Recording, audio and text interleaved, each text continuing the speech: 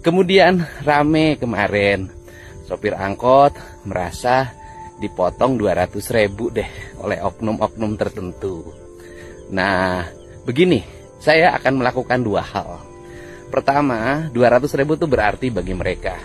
Artinya bahwa bisa untuk mencukupi kehidupan selama 4 hari loh.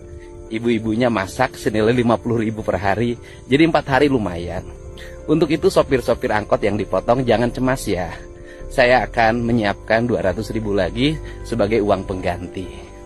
Tetapi untuk oknum yang melakukan pemotongan dengan alasan bantuan sukarela, Anda nggak bisa tenang. Saya tetap bahwa proses hukum harus berjalan karena saya tidak suka hal-hal yang bersifat premanisme. Dan saya tidak suka uang kecil dipotong lagi. Nah, untuk itu, yuk kita jalan dua-duanya. Aspek hukum saja berjalan, tidak akan bisa mengembalikan uang 200.000. Tapi 200.000 dikembalikan oleh saya, dan kemudian yang hukumnya tetap berjalan. Itu namanya adil. Salam untuk semuanya, sehat selalu. Nah, apa ya? Bukan layani masyarakat gitu, sensitif. Ternyata jawabannya, kalau kasih jawaban gitu.